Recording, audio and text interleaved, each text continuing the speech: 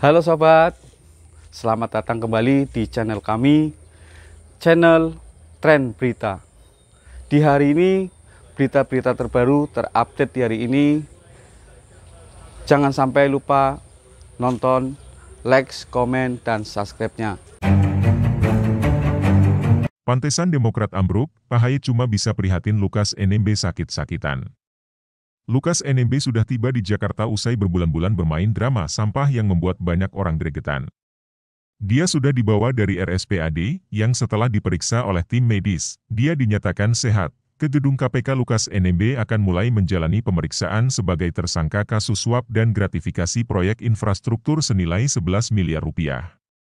Lukas NMB adalah kader Partai Demokrat. Katakan tidak pada korupsi. Slogan omong kosong dan munafik. Ahy mulai mirip bapaknya. Dia prihatin atas penangkapan Lukas NMB karena NMB disebut sedang sakit.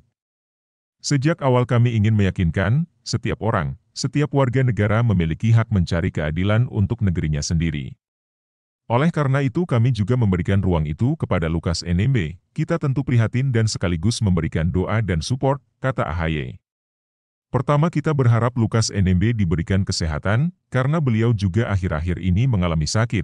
Karena itu adalah sesuatu yang bernilai kemanusiaan, memberikan ruang untuk kita sehat, setelah itu bisa menjalani segala hal, termasuk proses hukum yang tengah dijalankan, katanya. Dia berharap penegakan hukum ditegakkan dengan baik, tidak tebang pilih dan adil bagi semuanya karena negara ini adalah negara hukum. Tidak boleh ada kelompok atau golongan tertentu yang diamankan tapi kelompok lain jadi sasaran tembak. Kebanyakan ngomong nih orang. Prihatin aja buat apa? Gak usah dipamerin dan jurus prihatin dari SB. Mau pamer sudah berguru dari Raja Prihatin? Gak laku. Ahy prihatin Lukas sakit-sakitan.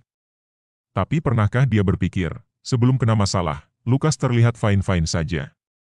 Kenapa Ahy tidak prihatin dengan kelakuan Lukas NMB yang tidak kooperatif terhadap panggilan KPK hingga menyebabkan rusuh di Papua? Kenapa Ahy tidak prihatin dengan kelakuan Lukas yang mengerahkan massa untuk melindunginya dari tangkapan KPK? Kenapa Ahy tidak prihatin dengan pendukung Lukas yang brutal dan arogan, bikin rusuh di bandara? Dan yang paling penting adalah, ketika kasus korupsi atau suap terjadi, yang dirugikan adalah rakyat Papua. Apakah Ahy prihatin dengan penderitaan rakyat Papua akibat ulah dari Lukas NMB? Kenapa tidak prihatin uang rakyat yang dikorupsi? Kenapa tidak prihatin dengan aktivitas dan ekonomi warga yang terganggu akibat Lukas tidak kooperatif? Kenapa tidak prihatin dengan banyaknya kader yang terkena kasus korupsi? Situ pernah ngaca gak sih, dari dulu banyak kader bermasalah tapi mulut gampang mengatakan, tidak, pada korupsi? Saya rasa jawabannya adalah tidak. Ahy cuma peduli dengan kepentingan partainya. Dia lebih concern dan was-was dengan citra Demokrat akibat ulah Lukas. Sekarang hanya bisa sok prihatin, memainkan isu kesehatan Lukas agar masyarakat ikut bersimpati dan dibodohi dengan narasi prihatin. KPK menjawab keprihatinan Ahy terkait kondisi Lukas NMB yang disebut sakit-sakitan. KPK menilai pihaknya hanya mengacu pada keterangan tim medis untuk memastikan kondisi kesehatan Lukas NMB. Tentu yang dapat menyatakan kesehatan seseorang adalah tim medis dan hal ini yang jadi pegangan KPK, kata Kabag Pemberitaan KPK Ali Fikri.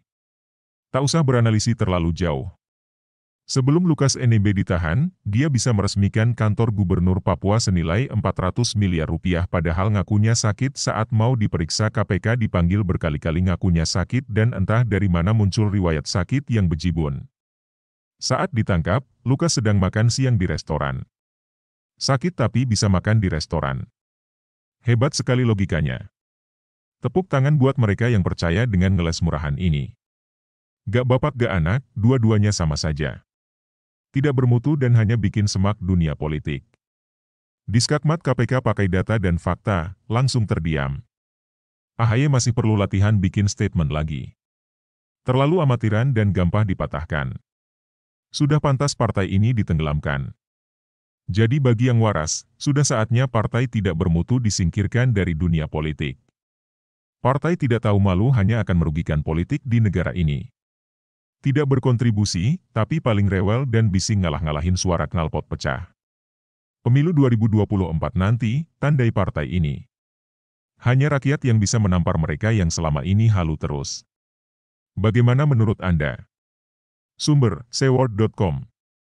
Terima kasih telah mengunjungi channel kami, semoga bermanfaat, salam sejahtera selalu, jangan lupa like, komen dan subscribe-nya, sampai jumpa lagi di berita-berita kami.